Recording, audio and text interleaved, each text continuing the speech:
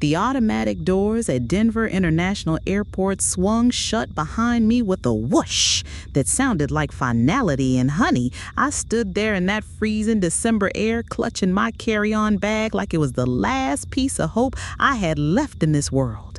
26 minutes I'd been waiting at gate B23 for my son Michael to pick me up, watching every single car that pulled up to that curb, my heart jumping like a jackrabbit every time I thought I saw his blue Honda Pilot. Y'all, the mountain wind was cutting through my best Christmas cardigan, the red one with the silver bells that Emma had picked out for me last year at Target. And I could feel my arthritis starting to act up in my knuckles as I gripped that phone, dialing Michael's number for what had to be the 15th time in the last half hour. "Come on, sweetie, pick up," I whispered into that cold air, watching my breath make little clouds while families all around me were hugging and laughing and loading presents into their cars. The voicemail clicked on again, and Michael's cheerful voice seemed to mock me from wherever he was hiding. "Hi, you've reached the Morrison family. We're probably out making memories, so leave us a message and we'll get back to you soon." I could hear Emma giggling in the background of that recording and Tommy making some kind of silly noise, and it made my chest feel so tight I thought I might collapse right there on that sidewalk. This wasn't supposed to be happening, not after the phone call I'd gotten just 3 weeks ago when Michael's voice had been so warm and loving as he begged me to come out to Colorado for Christmas. "Mom, we miss you so much," he'd said, and I could practically hear the smile in his voice. "Sarah's been planning this amazing Christmas dinner, and the kids have been asking about Grandma Betty every single day. Emma wants you to help her make those sugar cookies with the colored frosting, and Tommy's been practicing that Christmas poem he wants to recite for you." I'd been so excited, honey. So genuinely, completely excited in a way I hadn't felt since before Harold died 2 years ago and left me rattling around in that empty house in Omaha, making Christmas dinner for one and pretending I didn't mind spending the holidays alone. I'd gone straight to Walmart that very afternoon and bought presents for everyone. A beautiful dollhouse for Emma that cost more than I usually spend on groceries in a month, and a complete Lego space station set that the teenager at the store assured me was absolutely epic, ma'am. For Michael, I'd found a leather wallet to replace that ratty thing he'd been carrying since college, and for Sarah, a delicate silver bracelet that had reminded me of something she had admired in a magazine once. I'd even bought myself a new outfit for the trip. A soft green sweater that brought out my eyes, new comfortable shoes for all the walking we'd do through the mall looking at Christmas decorations, and a warm coat that would be perfect for Colorado winters. Standing there at that airport, shivering in that very coat while my son apparently ignored every single one of my calls, I felt like the biggest fool who ever lived. A nice young man in an airport security uniform approached me, his face kind but concerned. "Ma'am, are you all right? You've been standing here for quite a while." His name tag said Jerome, and he reminded me of my neighbor's grandson back home. "My son was supposed to pick me up," I managed to say, my voice sounding smaller than I intended. "He lives in Lakewood, and he said he'd be right here at Terminal A, but..." I gestured helplessly at the empty pickup lane where other families were still arriving and departing in a steady stream of holiday joy that seemed to highlight my isolation. Jerome checked his watch and frowned. "How long have you been waiting, ma'am?" "About 40 minutes now," I admitted, and saying it out loud made it feel even more real. My son had left me stranded at the airport.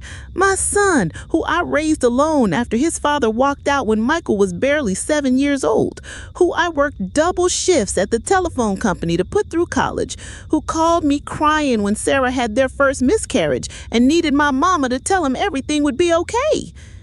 "Let me call you a taxi," Jerome said gently. "Do you have the address where you're staying?" I nodded and pulled out the piece of paper where I had carefully written down Michael and Sarah's address in my best handwriting. 2847 Maple Creek Drive, Lakewood, Colorado. I'd been practicing saying it for weeks, excited to see the house where my grandchildren were growing up, the house I'd helped them buy with the $25,000 I'd given them for the down payment when Sarah was pregnant with Tommy. The taxi ride cost me $63 that I couldn't really afford, but what choice did I have? The driver, a sweet older gentleman named Abdul, tried to make conversation about the beautiful Colorado mountains, but I was too worried and confused to appreciate the scenery. My mind was spinning with possibilities. Maybe Michael had been in an accident. Maybe one of the children was sick. Maybe there was some kind of family emergency that had made him forget about picking me up. But honey, deep down in my bones, I was starting to suspect that something much worse was happening. When Abdul pulled up to 2847 Maple Creek Drive, my heart sank lower than it had ever sunk in my entire 71 years of living. The house was completely dark, not a single light in any window, no cars in the driveway, no sign of life anywhere. The Christmas decorations that Michael had described so enthusiastically over the phone, the big inflatable Santa, the twinkling lights around every window, the wreath on the front door that Emma had made in art class, none of it was there. Just a dark, empty house that looked like nobody had lived there in weeks. I paid Abdul and stood on that sidewalk with my suitcase, staring at the house and trying to make sense of what I was seeing. Maybe they'd all gone out to dinner and forgotten what time my flight was arriving. Maybe they were at church for some special Christmas Eve service. Maybe there was a perfectly reasonable explanation for why my son's family seemed to have vanished into thin air. I walked up that front path on shaking legs, my rolling suitcase making the only sound in that eerily quiet neighborhood, and pressed the doorbell with a finger that trembled like aspen leaves. Nothing. Not even the sound of the bell ringing inside. I tried knocking, first gently, then harder, then loud enough that I sure the neighbors would hear if anyone was home.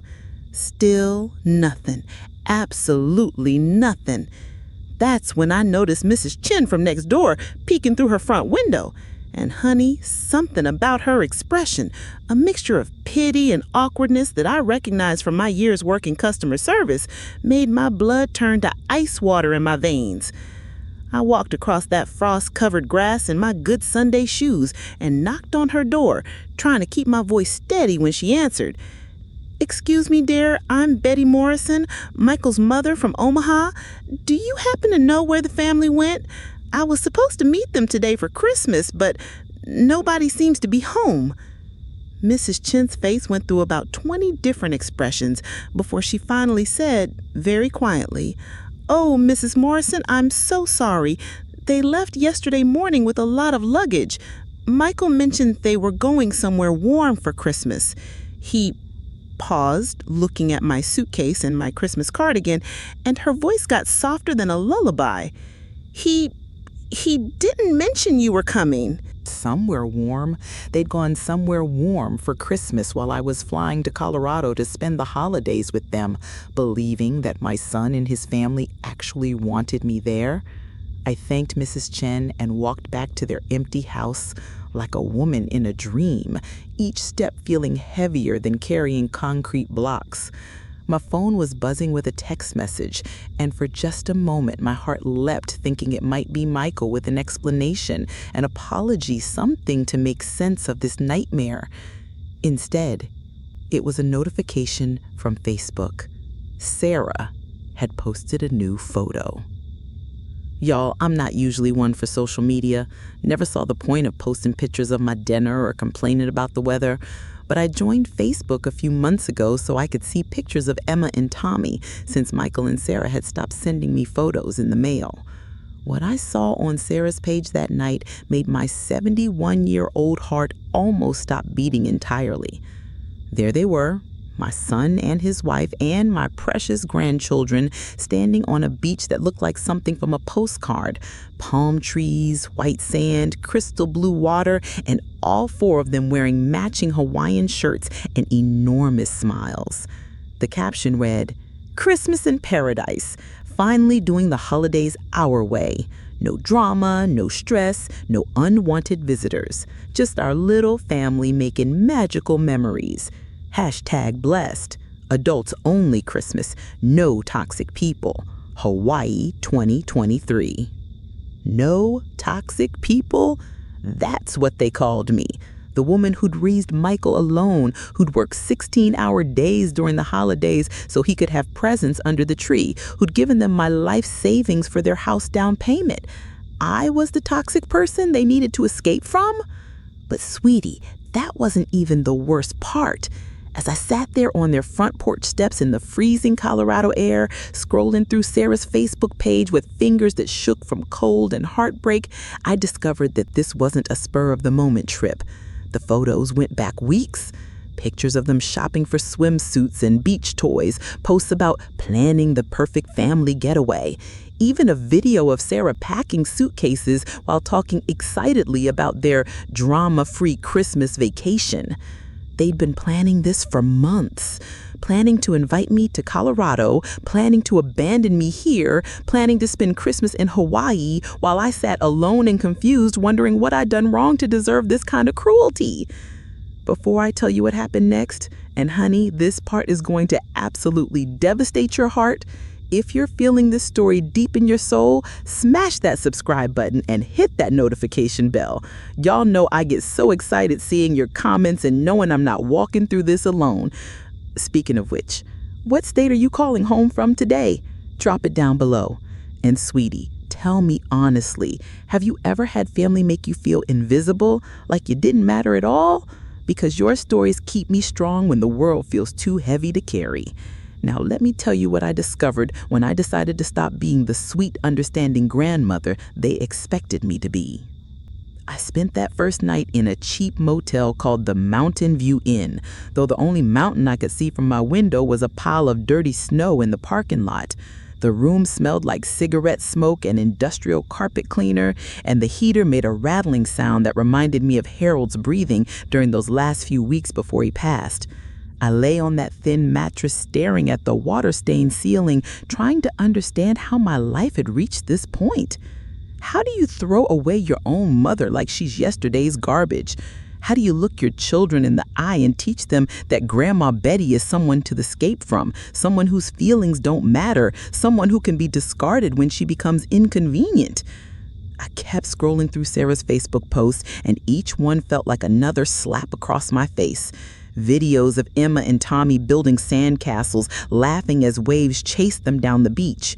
Pictures of fancy hotel dinners that probably cost more than I spend on groceries in a month. Posts about the best family vacation ever, and so grateful for this perfect Christmas. Perfect because I wasn't there. Perfect because they'd successfully eliminated the burden of including me in their holiday celebration. But then I noticed something that made me sit up straighter on that uncomfortable motel bed. In the background of Sarah's beach photo, I could see a receipt sitting on their hotel table. The paper was folded, but I could make out part of a letterhead that looked familiar. I zoomed in as far as my phone would allow, squinting at the image until I could read the words Lakewood Community Bank and what looked like past due stamped across the top. A past due notice from their bank on their Christmas vacation to Hawaii? Y'all, something clicked in my brain like a light switch being flipped. I pulled out my reading glasses and started going through Sarah's photos more carefully, looking for details I'd missed in my initial heartbreak. In the background of their airport departure photo, I could see stacks of mail on their kitchen counter. In a video Sarah had posted of packing their suitcases, there were boxes labeled storage piled in what used to be their dining room. They weren't just taking a vacation, they were running away from something. The next morning, I called my neighbor Gladys back in Omaha and asked her to check my mailbox since I'd had my mail forwarded there while I was supposed to be staying in Colorado for 2 weeks. What she found there confirmed my worst suspicions and added some new ones that made my hands shake as I held the phone. "Betty, honey, you've got a letter here from some law office in Colorado.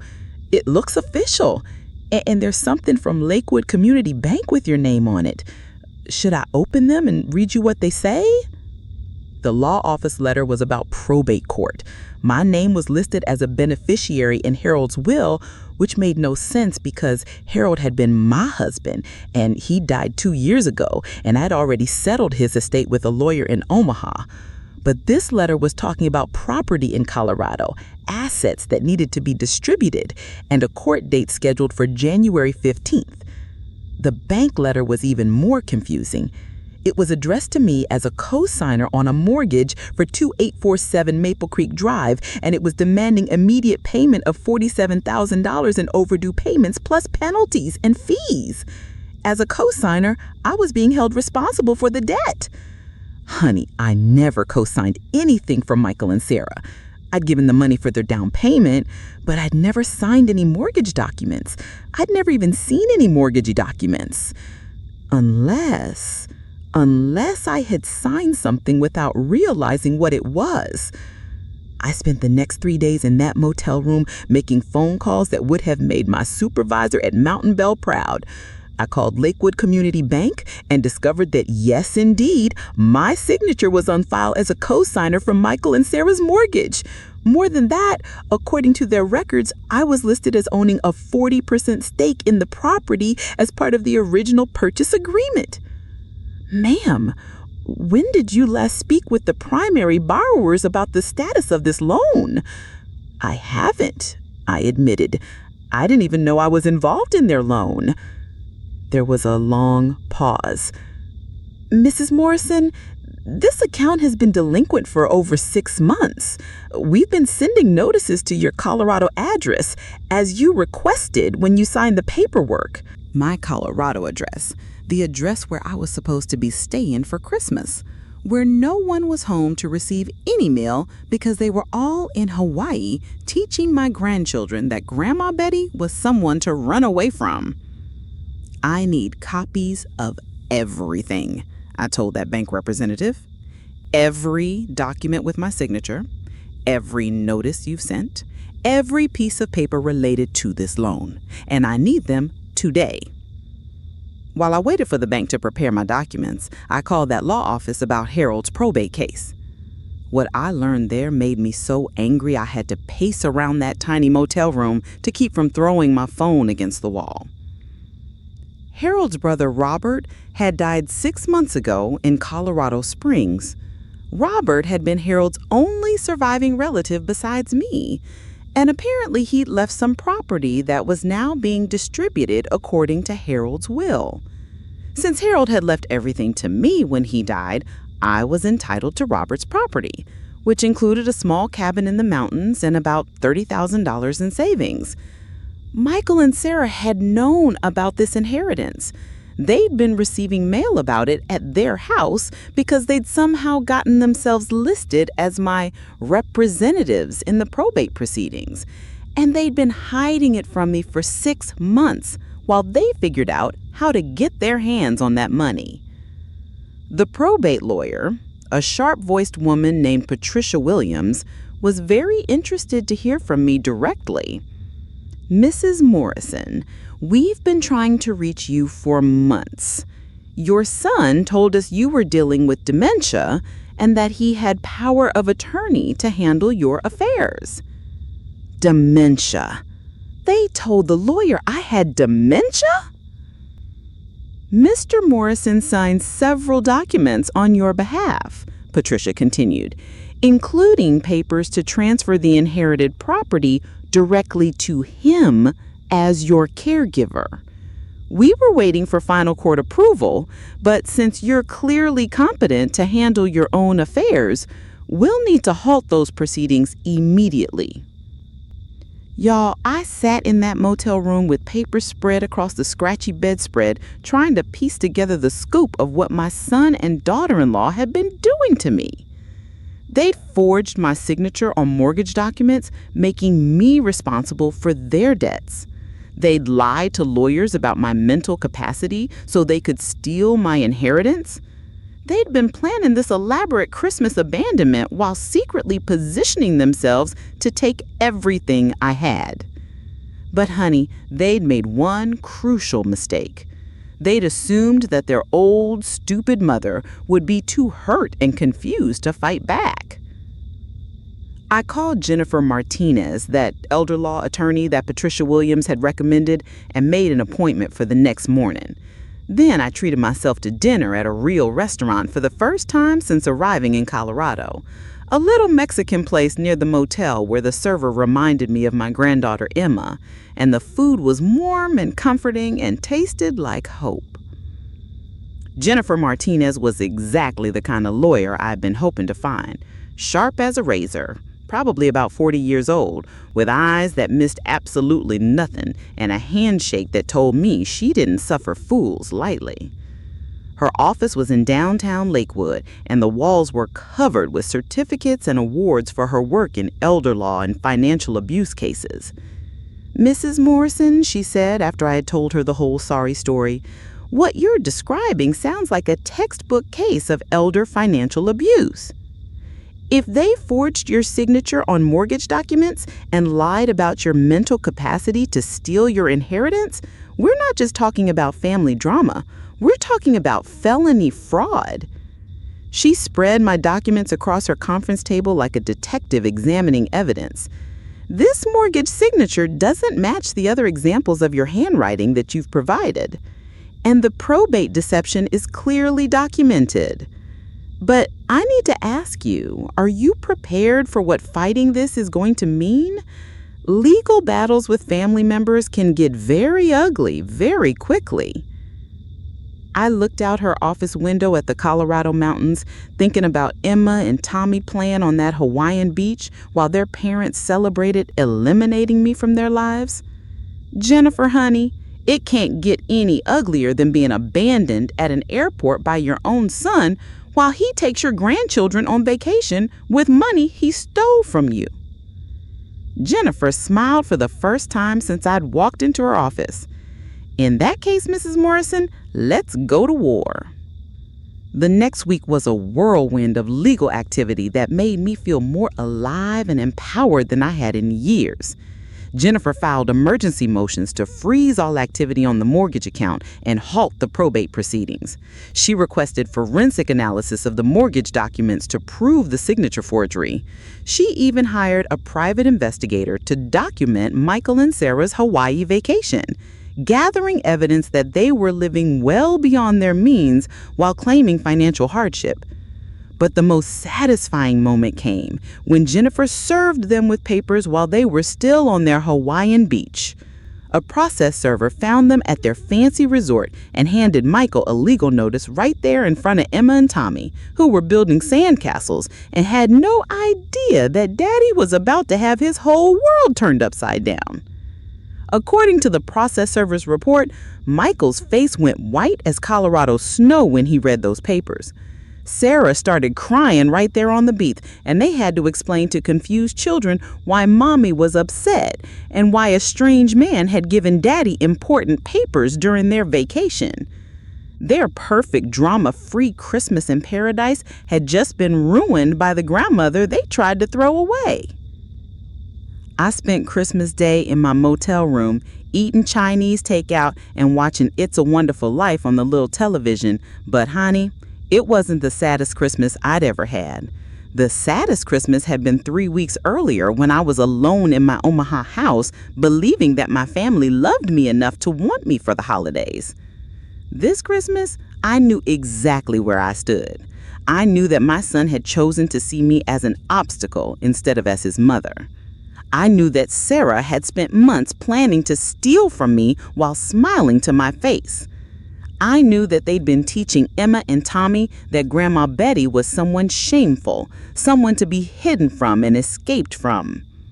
But I also knew that I wasn't going to let them get away with it. Michael called me that evening, and his voice was shaken when I answered the phone. "Mom, what is this? What are all these legal papers? You're suing us?" "No, sweetie," I said, my voice steady as bedrock. "I'm protecting myself from the people who were stealing from me. There's a difference." "We weren't stealing. We were trying to help manage your affairs because you're getting older and we were worried about you." "Michael," I interrupted, and y'all, my voice was colder than that Colorado wind. "You told a lawyer I had dementia. You forged my signature on mortgage documents. You've been hiding mail about my inheritance for 6 months, and you abandoned me at an airport on Christmas Eve while you took my grandchildren to Hawaii with money you stole from me." There was a long silence. In the background, I could hear Emma asking someone why Grandma sounded upset. It's not what it looks like, Mom." "Then explain to me what it looks like, Michael. Explain to me how any of this was done out of love or concern for my well-being." The legal proceedings moved faster than I'd expected. The forensic analysis confirmed that the mortgage signature was forged, not even a particularly good forgery, according to the handwriting expert. The private investigator's report showed that Michael and Sarah had been living way beyond their means for years, taking expensive vacations and buying luxury items while claiming they couldn't afford to help with my medical bills or home repairs. Most damning of all was the paper trail showing how they'd systematically positioned themselves to access my assets. The probate deception, the forged mortgage documents, even having my mail forwarded to their address. It was all part of a plan to financially exploit me while keeping me dependent on their generosity. Jennifer discovered that this wasn't the first time they'd done something like this. Sarah's own grandmother had died 2 years earlier under suspicious circumstances, with Sarah inheriting property that other family members claimed should have been divided differently.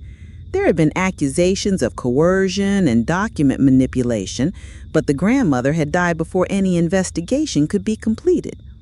Your son and daughter-in-law appear to have a pattern of targeting elderly family members, Jennifer told me during one of our meetings. You're not the first, and you probably wouldn't have been the last if we hadn't stopped them. The court case was scheduled for February, but Michael and Sarah's lawyer, a nervous young man who clearly realized his clients had no defense, approached Jennifer about a settlement in January. They wanted to avoid the public embarrassment and potential criminal charges that would come with a trial. The settlement terms were everything I could have hoped for. Michael and Sarah had to pay back every penny they'd stolen from me, plus interest and legal fees. They had to sign over full ownership of Robert's inherited property to me. Most importantly, they had to agree to a legally binding visitation schedule that gave me significant time with Emma and Tommy with no interference from Sarah. But y'all, the sweetest part wasn't the money or the legal victory. The sweetest part was the look on Sarah's face when she realized that her plan to eliminate me from the family had backfired spectacularly. Instead of getting rid of the grandmother she saw as an inconvenience, she'd given me legal standing to be a permanent part of Emma and Tommy's lives. The day they signed the settlement papers, I was sitting in Jennifer's conference room wearing my best dress, the navy blue one with little flowers that I'd bought for Harold's funeral but never had an occasion to wear since. Michael looked older than I'd ever seen him, and Sarah couldn't meet my eyes. Their expensive Hawaii tans had faded, and they both looked like people who'd been caught doing something shameful, which, of course, they had been. "I want you to know," I said to them before they left that conference room, "that I would have given you anything you needed if you just asked me honestly. If you were struggling with the mortgage, I would have helped. If you needed money for the children's education or medical bills, I would have found a way.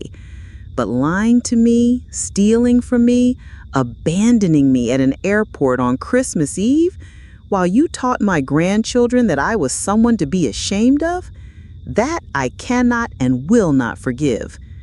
Michael finally looked at me then, and there were tears in his eyes. "Mom, I'm sorry. We thought. You thought I was too old and stupid to fight back," I finished for him. "You thought you could manipulate me and steal from me, and I just accepted because I was desperate for whatever scraps of attention you were willing to give me." Sarah spoke up for the first time, her voice barely above a whisper. "We never meant to hurt you." I turned to look at her directly, this woman who'd been planning my financial exploitation while smiling and asking me to babysit her children. "Sarah, honey, abandoning someone at an airport on Christmas Eve isn't something that happens by accident. That takes planning, that takes cruelty, and that takes a level of disrespect for another human being that I hope my grandchildren never learn from you.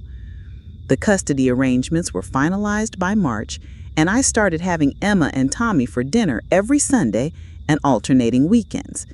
At first, they were confused and a little scared. Sarah had told them that Grandma Betty was sick, and that's why they'd had to go to Hawaii without me. But children are resilient, and they're also smart enough to recognize genuine love when they see it. Emma, who was now 9 years old, asked me directly during our third Sunday dinner together, "Grandma Betty, why did Mommy say you were too sick to come to Hawaii with us?" I thought carefully about how to answer that, honey. I didn't want to turn those babies against their parents, but I also wasn't going to lie to protect people who'd lied to me. Sometimes, sweetheart, grown-ups make mistakes when they're scared or worried about money. Your mommy and daddy thought they needed to handle some problems by themselves, but they made some choices that hurt Grandma's feelings very badly.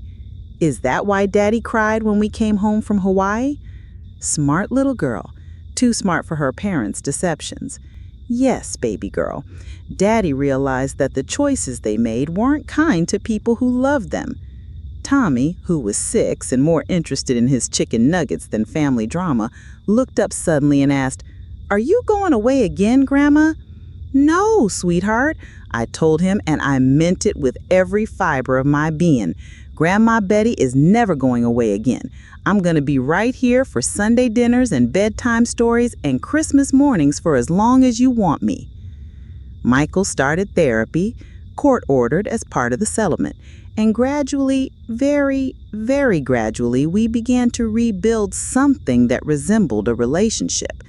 It was different from the one we'd had before, more honest, but also more fragile.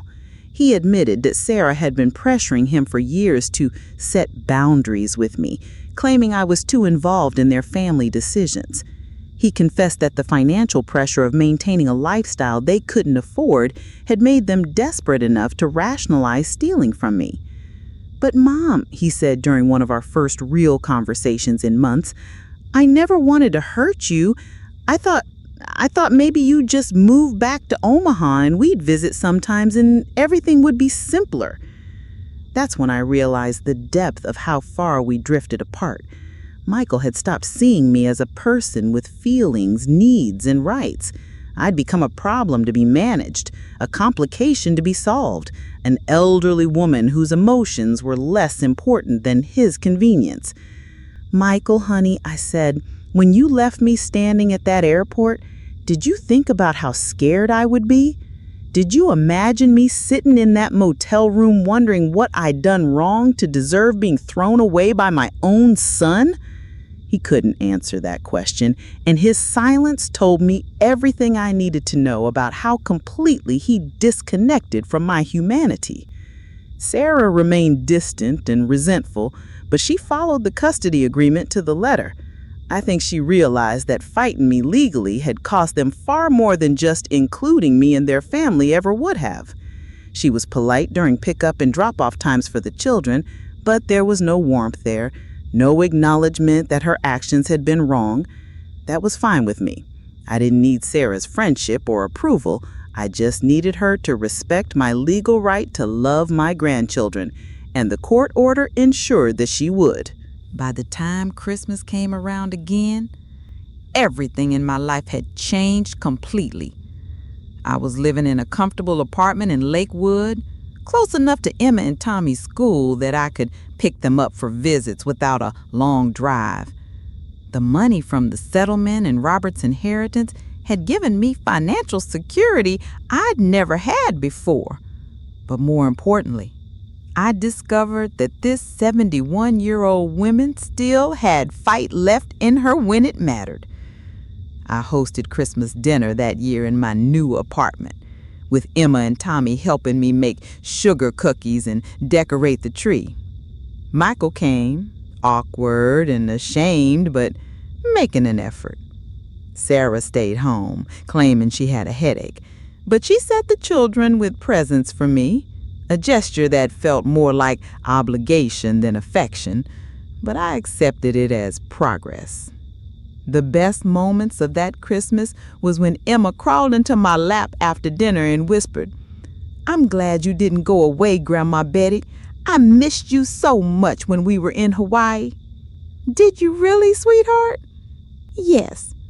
And I told Mommy that Christmas wasn't the same without you, but she said you was sick and couldn't come. But you don't look sick to me." "I'm not sick, baby girl. I'm just older. And sometimes older people need to stand up for themselves when younger people forget to be kind."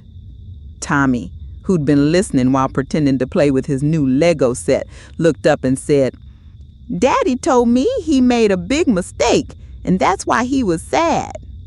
"That's right, honey. But people can learn from their mistakes and try to do better. That's what Daddy is trying to do now." As I tucked them into the guest beds I'd set up in my spare room that night, Emma asked me one more question that nearly broke my heart. "Grandma Betty, will you always love us even if Mommy and Daddy do something bad again?" "Sweet girl," I said, smoothing her hair and kissing her forehead, "I will love you and Tommy until the day I die, no matter what anyone else does. That's what grandmothers do. We love you through everything." A year and a half later, I was established as a permanent and respected part of Emma and Tommy's lives. I attended their school programs, helped with homework, took them on weekend adventures, and provided the kind of consistent, unconditional love that every child deserves from their family. Michael and I had found a new equilibrium. Not as close as we'd once been, but honest in a way we'd never been before. He knew I would never again be the accommodating, grateful mother who accepted whatever scraps of attention he was willing to give. I knew he would never again be the loving, devoted son I'd raised him to be. But we could coexist as adults who shared a history and a love for Emma and Tommy. And that was enough. Sarah eventually found a job that required travel, which meant she was gone several weekends a month. On those weekends, the children stayed with me, and we developed our own traditions and inside jokes and special activities that had nothing to do with their parents' drama. I taught Emma to knit the same way my grandmother had taught me. I showed Tommy how to build birdhouses and plant gardens. We made memories that belonged to us alone. The financial security from the legal settlement allowed me to take the children on small trips to museums in Denver, to the zoo, even to a cabin in the mountains for a weekend where we roasted marshmallows and told stories and pretended we were pioneers. These were the kind of experiences I'd never been able to afford when I was raising Michael alone, and being able to share them with Emma and Tommy felt like a gift I was giving to the young mother I used to be. But y'all, the most important thing I learned from that whole terrible, wonderful experience was this: you teach people how to treat you. For years, I taught my family that I would accept being taken for granted, being lied to, being excluded from important decisions, being treated like a burden instead of a blessing.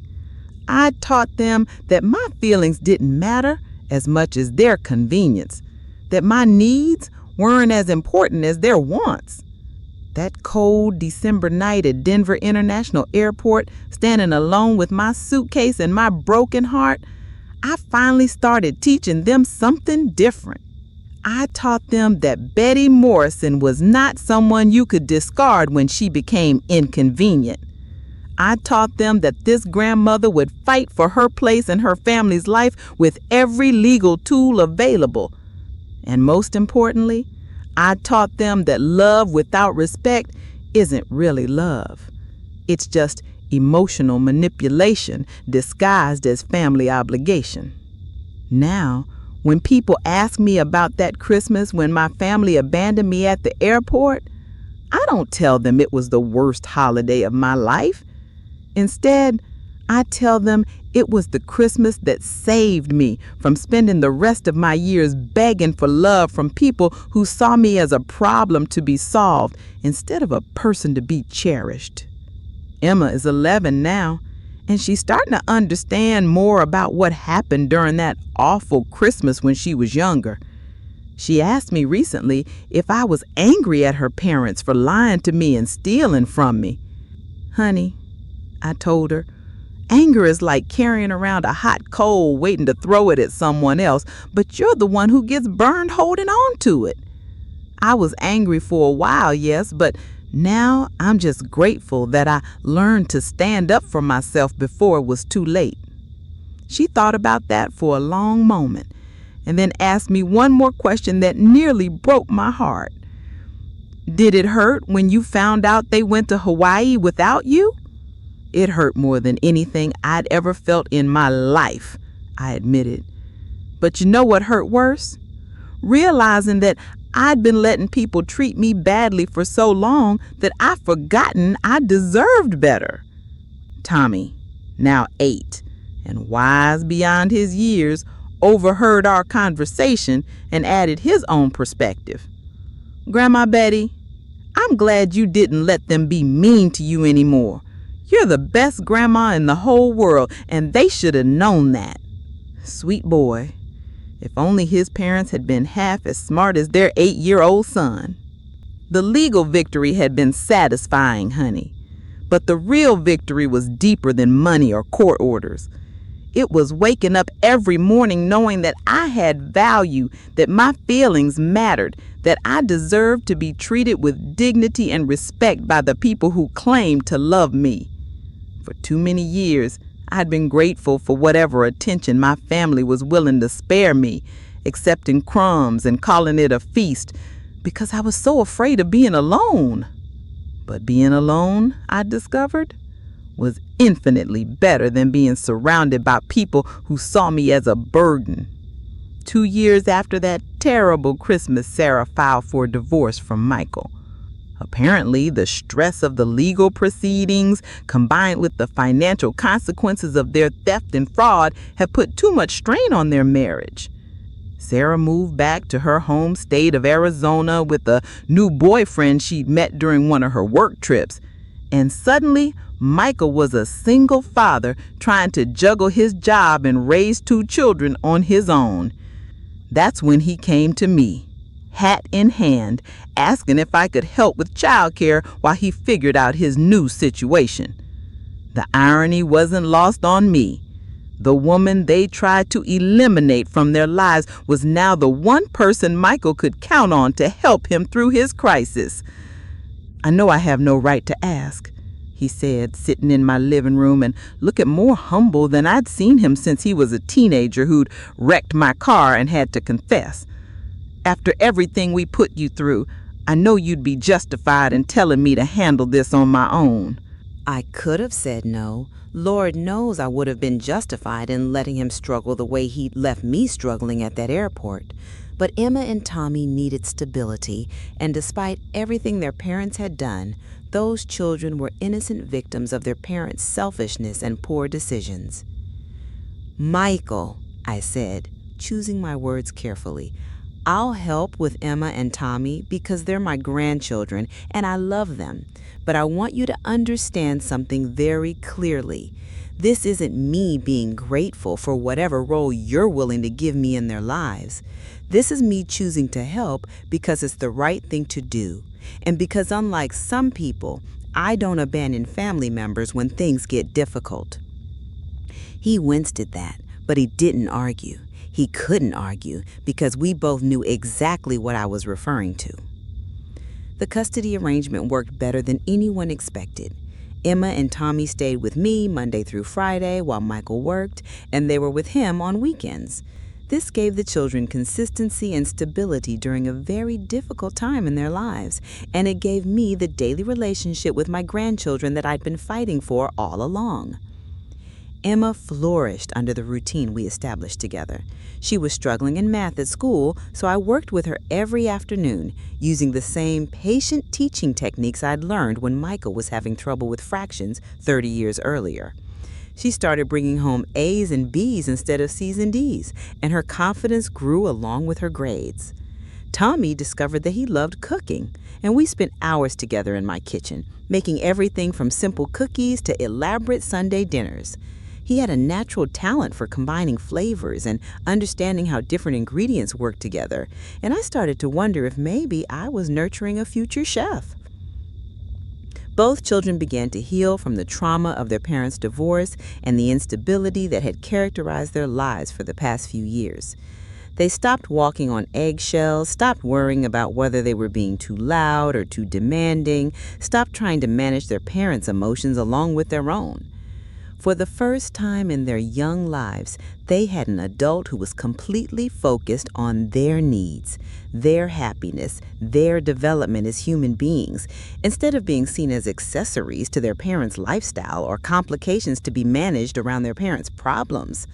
Michael, to his credit, began to see how much better his children were doing in an environment where they felt genuinely valued and wanted. During one of our weekly check-ins about the kids' schedules and needs, he admitted something that I had been waiting years to hear. "Mom, I owe you an apology that's bigger than anything I know how to say," he began, and I could see that he was struggling not to cry. Not just for the Christmas thing or the legal stuff or any of the specific things we did wrong. I owe you an apology for forgetting who you are. Waited, letting him find his words.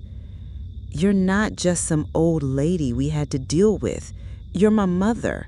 You're the woman who sacrificed everything to raise me right, who worked jobs you hated so I could have opportunities you never had, who loved me unconditionally even when I was making terrible choices." His voice cracked. "And I let Sarah convince me that you were the problem when really you were the solution I was too stupid and selfish to appreciate." Y'all, I'd imagined hearing those words so many times, but when they finally came, they felt different than I had expected. Not like vindication or victory, but like sadness for all the years we'd wasted, all the hurt that could have been avoided if he'd remembered who I was before it got to the point of abandoning me at the airport. "Michael," I said gently, "I forgive you. But forgiveness doesn't erase consequences.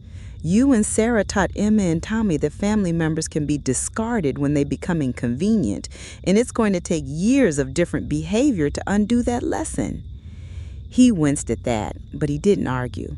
He couldn't argue because we both knew exactly what I was referring to. The custody arrangement worked better than anyone expected. Emma and Tommy stayed with me Monday through Friday while Michael worked, and they were with him on weekends.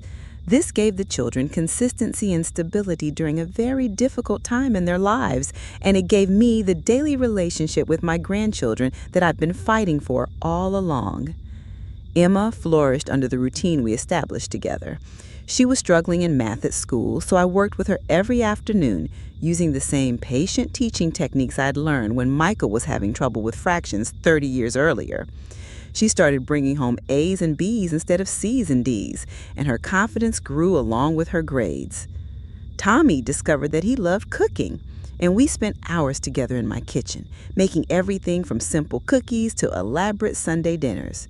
He had a natural talent for combining flavors and understanding how different ingredients work together, and I started to wonder if maybe I was nurturing a future chef.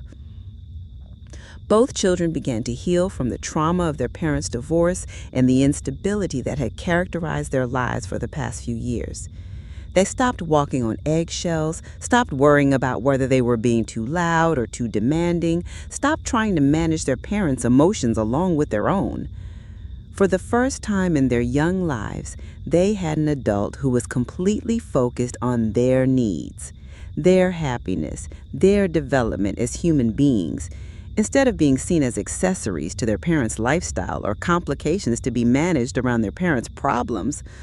Michael, to his credit, began to see how much better his children were doing in an environment where they felt genuinely valued and wanted.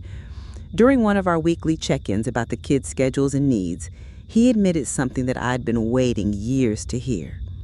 "Mom, I owe you an apology that's bigger than anything I know how to say." he began, and I could see that he was struggling not to cry. Not just for the Christmas thing or the legal stuff or any of the specific things we did wrong. I owe you an apology for forgetting who you are. Waited, letting him find his words. You're not just some old lady we had to deal with. You're my mother. You're the woman who sacrificed everything to raise me right, who worked jobs you hated so I could have opportunities you never had, who loved me unconditionally even when I was making terrible choices. His voice cracked. And I let Sarah convince me that you were the problem when really you were the solution I was too stupid and selfish to appreciate. Y'all, I'd imagine hearing those words so many times. But when they finally came, they felt different than I had expected. Not like vindication or victory, but like sadness for all the years we'd wasted.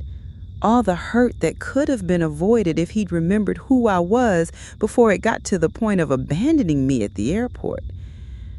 Michael, I said gently, I forgive you.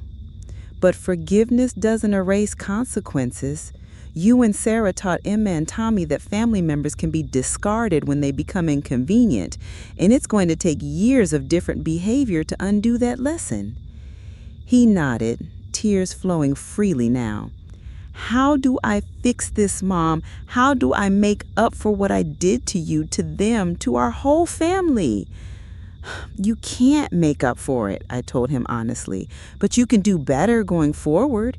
You can show Emma and Tommy what it looks like when someone takes responsibility for their mistakes. You can demonstrate that family loyalty means something, that elderly people deserve respect, that love includes sacrifice and commitment. That conversation marked a turning point in our relationship. Michael started coming to dinner at my house every Sunday, not because he had to, but because he genuinely wanted to spend time with his children and rebuild his relationship with me. He brought flowers sometimes or a bottle of wine, small gestures that acknowledged I was hosting him in my home rather than taking my hospitality for granted. More importantly, he started talking to Emma and Tommy about what had happened during that awful Christmas, age-appropriately but honestly. He explained that he and his mother had made choices based on fear and selfishness, and they'd hurt Grandma Betty very badly, and family members should never treat each other that way. "Did you really leave Grandma at the airport?" Emma asked during one of these conversations, her voice small and shocked. "Yes," Michael admitted, his shame visible in every line of his face. "We did. And it was the most cowardly, cruel thing I've ever done in my life." "Why?" Tommy wanted to know. "Didn't you love her anymore?" "I've always loved Grandma Betty," Michael said, looking directly at me as he spoke. "But I forgot that loving someone means treating them with kindness and respect, even when it's inconvenient for you. I forgot that Grandma Betty isn't just your grandmother. She's my mother. And she's the reason I know how to be a father at all." These conversations were painful but necessary. Emma and Tommy needed to understand that their parents' behavior had been wrong, that the adults they trusted to make good decisions had failed spectacularly, but also that people could learn from their mistakes and choose to do better. The children also needed to understand that my legal fight hadn't been about revenge or punishment, but about protecting my right to love them and be part of their lives. They needed to know that sometimes when people try to push you out of the family, you have to fight to stay in, not because you want to cause. I pulled that precious child into my arms and held her tight. "Sweetie, your mother left because she made choices that hurt people. And when she got caught, she decided to run away instead of taking responsibility. That has nothing to do with you and Tommy being good grandchildren who love your family." These were the hardest conversations I'd ever had to navigate, honey. How do you explain to a child that their mother abandoned them, not because they weren't good enough, but because their mother couldn't handle the consequences of her own behavior? How do you help a child understand that sometimes the people who are supposed to love you most are the ones who hurt you deepest. But Emma and Tommy were resilient, just like children always are when they're given a stable, loving environment where they feel safe to process their emotions. They grieved their mother's absence, but they also began to thrive in ways I'd never seen when they were living in that house full of secrets and lies and financial stress. Emma discovered a love for reading and started writing her own short stories. Tommy became fascinated with nature and started a collection of rocks and leaves and pressed flowers. Both children excelled in school, made new friends, and developed the kind of confidence that comes from knowing you're genuinely valued and wanted. Michael evolved too, gradually becoming the father I'd always hoped he could be. He started putting his children's needs before his own convenience, showing up consistently for school events and doctor's appointments and bedtime stories. He stopped seeing parenting as a burden and started appreciating it as a privilege. Most importantly, he began to understand what I'd been trying to teach him for years, that family isn't just about obligation or convenience. It's about showing up, especially when showing up is difficult. It's about loyalty that goes both ways. It's about treating the people you love with the same respect you'd want for yourself. 3 years after that Christmas at the airport, Emma was 12 and Tommy was 9, and we had settled into a rhythm that felt like the family I'd always dreamed of having. Not perfect, not without challenges, but honest and loving and built on a foundation of mutual respect rather than fear and manipulation. Emma evolved into a thoughtful, articulate young lady who wasn't afraid to speak up when something bothered her. Tommy became a confident, creative boy who approached the world with curiosity instead of anxiety. Michael had transformed from a man who saw his mother as a burden into someone who genuinely appreciated having me in his life.